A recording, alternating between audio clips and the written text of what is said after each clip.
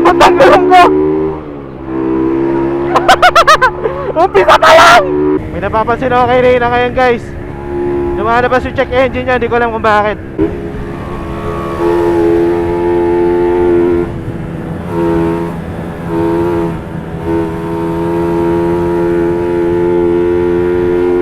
First to arrive sana si Ian, kasi bracket niya naputol.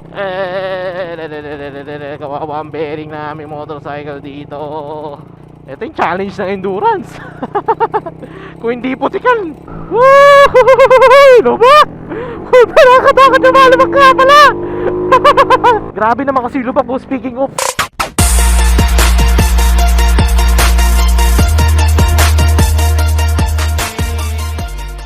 This is it guys. Good luck sa lahat ng participant. Calabarzon 800 kilometers version 6. Let's go.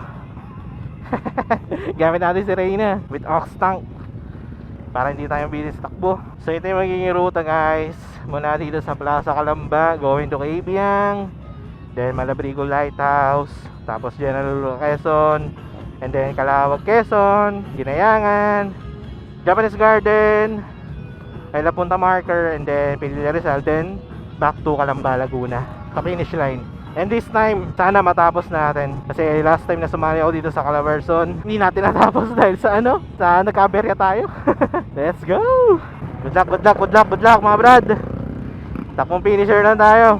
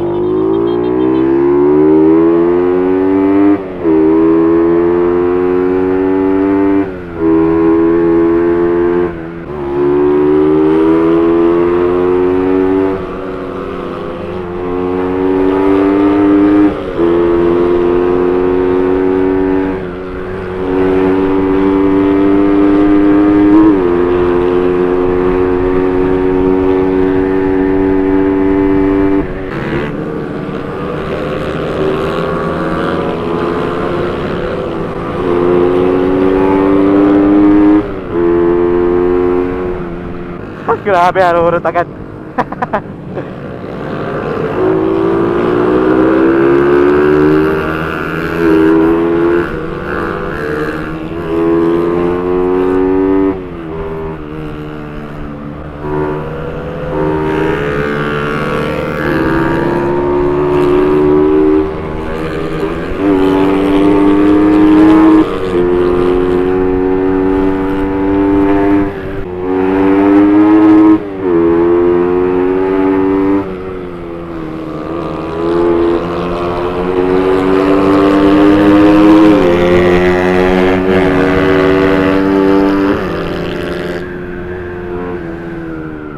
Lambot ang gulong ko. Umpisa pa lang. Grabe, gumagayang ako. Umpisa pa lang. Siyan, di ko alam kung nasan eh. Nagkakarurot na kami dito, pero papangin muna ako ng gulong. Grabe. Di ko alam bakit naging flat to. Napersa siguro. Uy! Umpisa pa na pinche! Hindi, ano lang tayo, chill na lang muna tayo ngayon. Kanina okay pa tayo, ewan ko ba't kayo biglang lumambot. Hanap na tayo ng gas station. Pero bago kasi ako umalis, bago ako mag-take off, pinahanginan ko to. Sana may gas station tayo makita dito. Si Ian, di ko alam kung nasan. Pero baka hindi na ako mahintay ni Ian eh. Hayaan ko na lang muna siya. Baka sa kaibigan na lang kayo magkita-kita ko sakali. Update ako guys pag may nakita na gas station. Wala akong makita. Naiwan na rin ako ng mga kasama ko. Thank you. So guys, yung steering damper ko pala may problema. Di naman pala yung gulong, steering damper. Ngayon, naiwan na ako ng mga kasama ko, sila Ian. Pero okay lang, habol na lang ako. Sabihan ko naman na si Ian, nasa tunnel na kami magkita. Di ko alam kung ano nangyari sa steering damper ko. Siya yung nag-cause ng pagkakaibang handling kanina.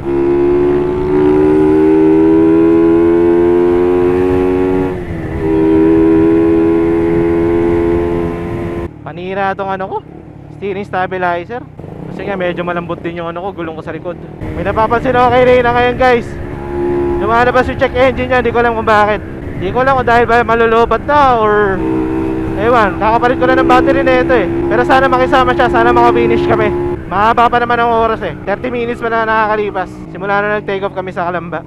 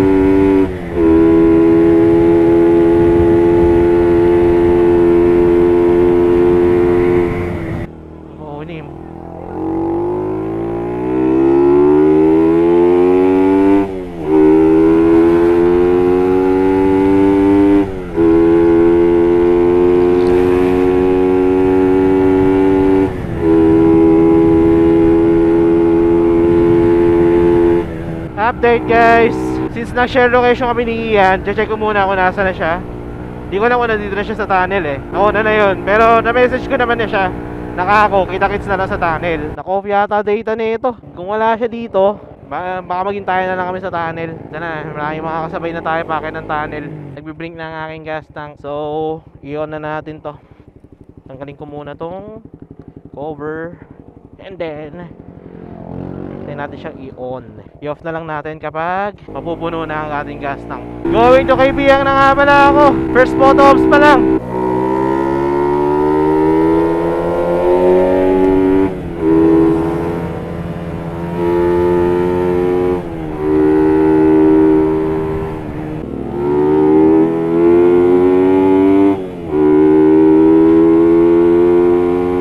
Sorry, di ako masyadong nagsasalita. Focus ako. Di ako sanay nang nabiyahe dito sa Kaibiyang ng gabi. Ang dilim ng kalsada, grabe. Lapit na ako sa Kaibiyang, first photo ops. After na ito, baka mag-chill na lang ako. Lumalabo rin yung salamin ko eh. Wala akong clearance eh. Nakasalamin lang ako ngayon eh. Kaso nalabo. Okay, first photo ops. Sana kayo yung tropa ko si Ian. Next naman natin, Malabrigo Lighthouse. Problema, hindi ko alam kung nasa na yung tropa ko si Ian. Pero mag-chill na lang ako dito hanggang sa magkaroon ng signal. From here, ano na lang ako, chill ride na lang talaga ako. Tamang pacing na lang ako. Tapos tignan ko na lang sa kami magkakabutan ni Ian. Mula dito hanggang Malabrigo Lighthouse, mga possible, mga 2 oras. 2 oras, ganyan.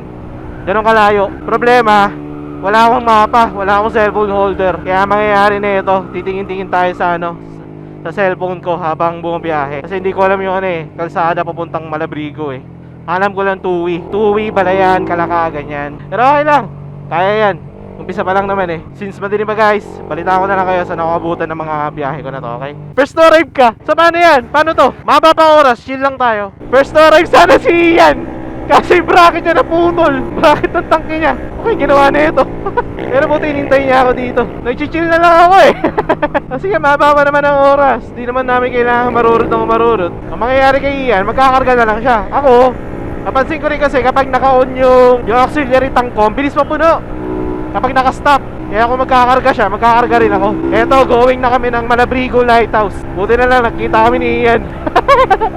Mahaba pa to guys, kaya update na lang sa mga susunod na mangyayari. Grabe, dami ko na nakikitang sumisemplang.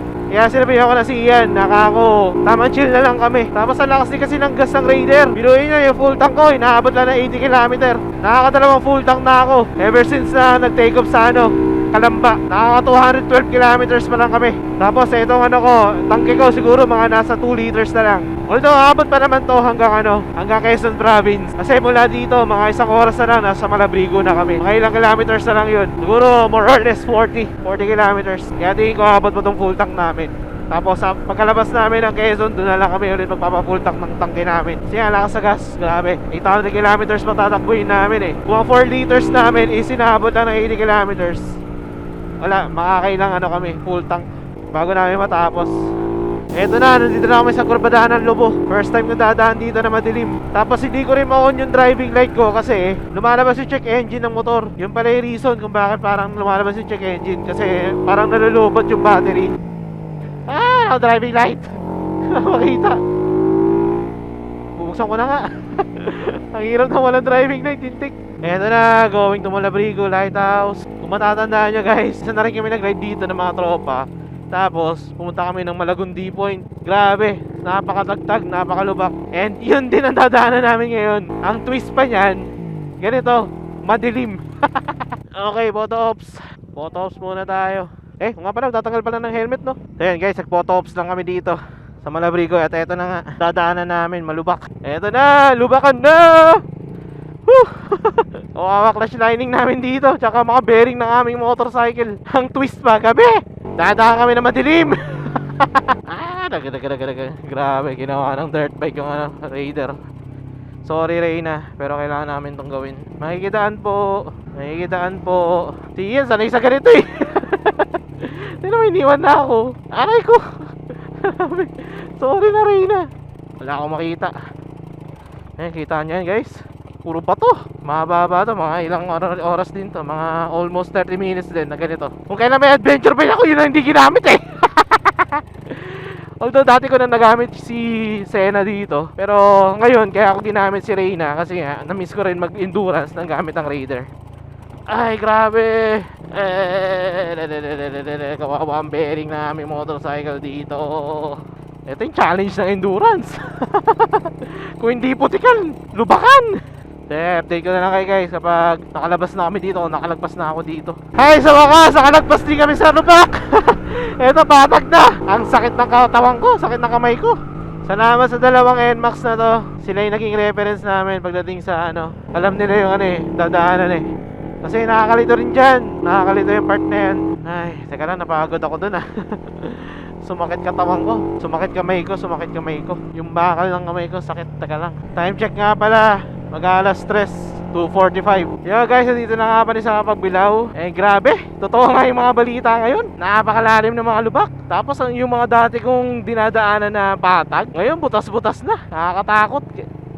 And last time na sumali kasi ako ng Calabarzon Endurance, di ako naka-finish. Gawa ng dito sa Pagbilao, nabengkongan ako ng mag. Kaya ako ngayon, chill lang kami, dahan-dahan lang kami. Mula dito, mga 2 oras pa ang tatakboy namin hanggang makarating ng General Luna. So possible mga alas 5 kami makakarating kasi 98 kilometers almost 100 kilometers pa. Ngayon mahirap kasi madilim pa pero mamaya madali na lang yan. Sana madali na lang yan. Nakaka 345 kilometers na nga pala kami. So basically almost kalahati na 800 kilometers na biyahe. Ngayon di ko alam kung anong status ng Pagbilao, pero tulad ng mga diskarte ko dati, dito lang ako sa right gadaan. Tapos babagalan ko lang takbo. Hindi na ako harurot. Kasi nga, delikado mamaya. Machempohan na naman tayo ng bengkong eh. Mahirap na. Ganda sana ng mga kurbadahan dito, kaso may mga lubak. Ibang paglabas mo ng kurbada or yung mismong lubak nasa gitna ng kurbada, kaya hindi rin ako makakanurot. Ang worst part, inaantok na ako. Nakakaramdam na ako ng antok. Time check, alas 4 na ng madaling araw. Going to General Luna, first checkpoint. Hindi ko lang makasunod na mangyayari. Hindi ko rin alam kung ano oras kami makakarating doon. Basta sa ngayon, sakit na ng kamay ko, ang sakit na ng braso ko, ang sakit na ng forearm ko, yung bakal na nakakabit sa kamay ko, masakit na, nakakalay na kumbaga. Worst part na yan, umaambon pa. Pero hindi, sugod na namin yan. Kahit na nag-aambon, puro ganyan lang naman yan eh. Hindi naman yan nauulan na malakas. Eh na, speaking of, lumakas na. So yun, malayo-layo pa na guys. Update namin yan na sa susunod na mangyayari. Ayun nga pala no. May permahan po kayo. Sige po. Papunta na po ng ano, Kalawag.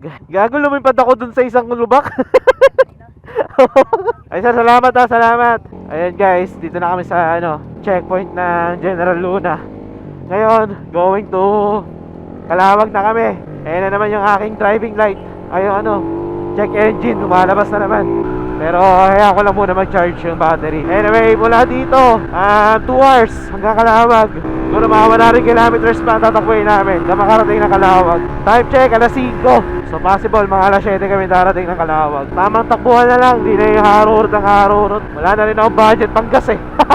Ayan na, lumiliwanag na. Pag umaano na, pag may araw na, kasi mas kita na namin kalsada. Ngayon kasi nahihirapan ako kumurbada eh, kasi hindi ko makita yung dulo ng kurbada. Gawa ng yung headlight ko, hindi ko alam ba't biglang humina. May driving light ako, pero hindi ko pa rin makita yung dulo ng kurbada. Kaya nahihirapan ako kurbada dito sa ano, Quezon. Ayan, tinan nyo, ayan dilim mo, wala makita. Yung high beam ko naman. Ayan, pero okay na rin. Importante, sisikat na yung araw. And grabe, kung ano na nangyari kay Reyna. Like kanina, may nadaanan kaming palubog na kalsada, tapos may mga tulig na puro buhangin. Wala man lang warning sign. Pero solid mag-experience ni Ian. Siya nagiging reference ko eh. Pag ako kasi nauna, wala, nahihirapan ako. Wala akong makita sa kurbada eh. Time check, 5:50. Isang oras sa aming bumabiyahe. Possible, mga alas 7 kami darating ng Kalawag. Eh guys, kakatapos na pala namin dyan sa Kalawag checkpoint. Eto naman, going to Ginyangan na kami. Mula dito, 30 minutes ang babiyahin namin hanggang makarating dun. 17 kilometers lang.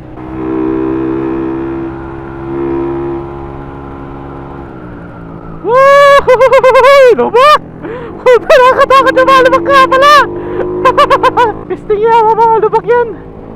Nakakatakot! Sorry, di na ako nakapag-vlog nung na pag-akit na pagpunta namin ng Kalawag checkpoint. Grabe naman kasi lubak po, speaking of.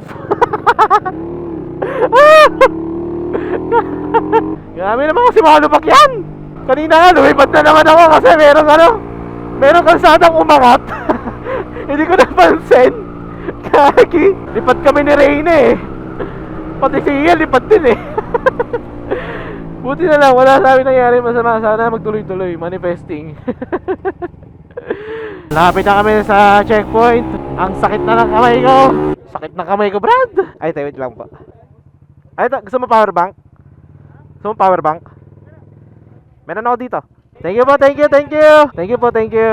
Tapos na kami dito sa Ginayangan. Going to Japanese Garden na kami sa Tayabas. Di ko alam kung ilang oras ang biyabiyahin namin mula dito hanggang doon. Pero may pagpatintero muna kami sa lubak. Grabe, ibang klase yung lubak dito sa Quezon Province. Nakakayak. Nakakatakot. Sorry kung wala ako masyadong vlog or di ko masyadong nabibidyoan yung mga dinadaanan namin, kasi titipid din ako ng battery. Tapos yung SD card ko baka mapuno na rin. Sa SD card na kasi dalawa. Body check, actually masakit na yung kamay ko, pero kailangan na ipahinga para mawala yung sakit. Si Reyna, yung gulong niya malambot, kaya may mga times na nahihirapan din ako mag-banking. Yung auxiliary tank natin, meron pa namang gas. Siguro mga 3 liters pa to. Kaya pa to hanggang mga 200 kilometers pa. Nakaka 1.4 na rin pala ako sa gas. Tapos magkakasunod lang din pala yung oras namin. Dumating kami sa Ginayangan ng mga 6:30. Then yung mga nauna 6:25, 6:26, ganoon lang. Tapos pang 12 nga pala kami na participant. Kami dalawa ni Ian, technically pang 12. Pero hindi naman namin target na maging top finisher or what eh. Wala naman kasi ganun dito, or 7 na to. Ang importante sa amin maka-finish, matapos na agad namin para makapagpahinga na kami. yun lang hinihiling ko. Maka-finish na. Para tuloy-tuloy na yung pahinga. So yun, di ko na kung ilang oras pa ang pamihingin namin mapuntang Japanese Garden. I-update na lang ako guys kapag nandun na kami, okay? And pakita ko sa inyo yung lubak na pinagtalunan ko kanina. Aray ko! Kakasabi ko lang. Pero hindi yan. Hindi yun yung lubak na sinasabi ko. Pero grabe oh, daming butas. Walang iya. Ayoko dyan. Sige na Brad, mauna ka na. Iiwan mo na ako kasi hindi ko talaga kairis to. Nadala na ako dyan. Nadala na ako na maharulot sa lubak. Eto guys, dito yun eh. Nakaangat yung lupa. Nakaangat yung kalsada. Ayun oh. Nakalubog pala, di pala nakaangat. Oo, nakaangat din.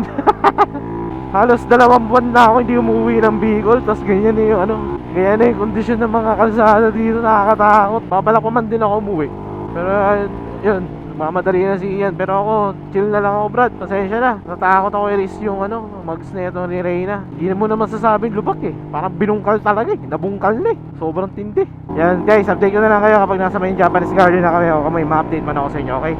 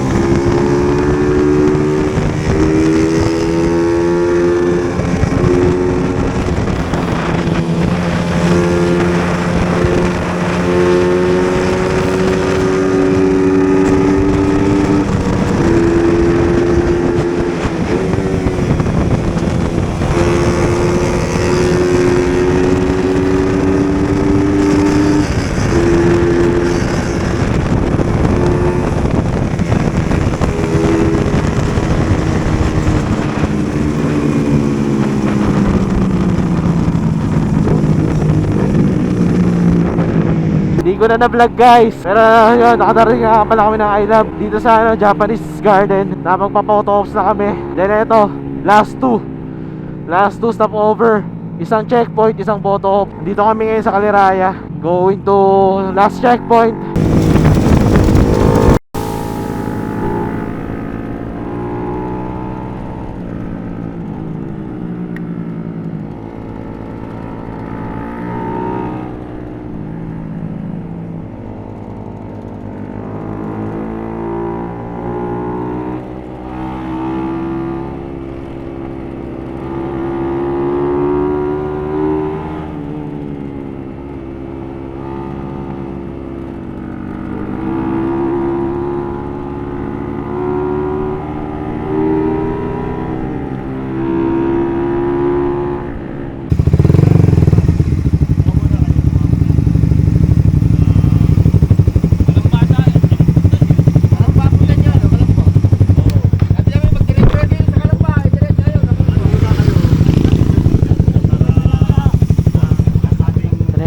Tamaker.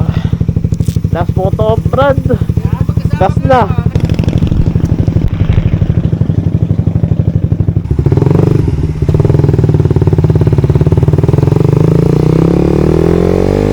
Ito na guys. Our last last destination.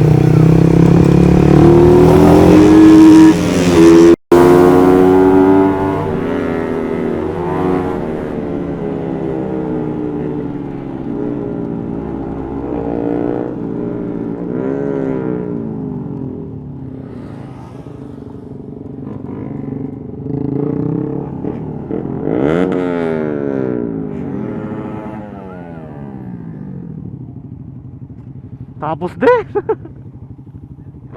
Tapos din. Gusto ko na matulog.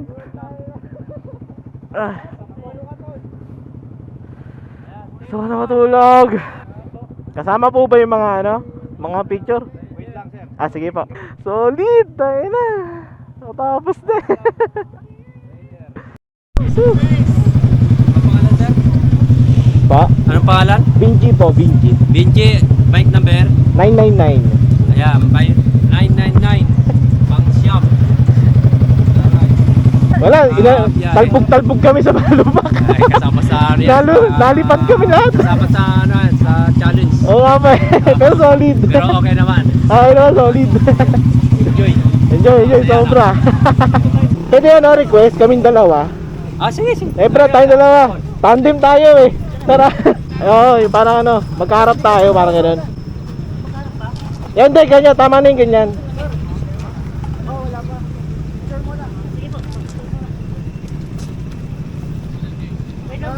Sir, siya muna Ay, sige po. Sorry.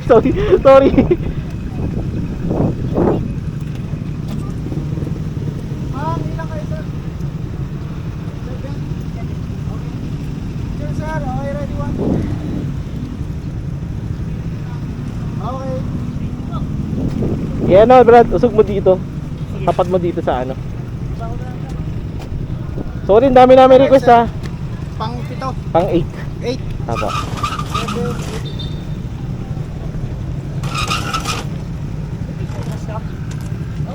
Parang kanina.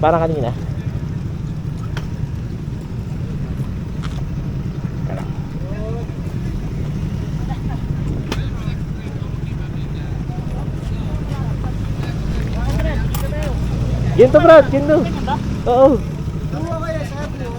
Opo. Hindi, solo lang kami pero tandem kami dalawa. Last na po. Tatagal ang helmet sige. Sorry. Sige na. So, yun guys. Solid event. And then ito, nakuha ko na yung aking t-shirt, finisher t-shirt, finisher sticker, and then certificate na natapos namin yung 800 kilometers endurance challenge within 13 hours and 17 minutes. Paano solid ng ng kaduwa ko. Solid. Napakalakas, dingding. Pinahabol ko lang, kita nyo naman sa video kung paano maghabol. Pero yun, na-realize ko lang din na I guess kailangan na nga talaga ni Reyna na makargahan para makasabay kila Ian. Kasi nung una, ayoko pa kasi sinabi ko sa sarili ko na satisfied pa naman ako sa takbo niya, ganyan. Pero nakasabay na sa mga malalakas talaga dito sa endurance.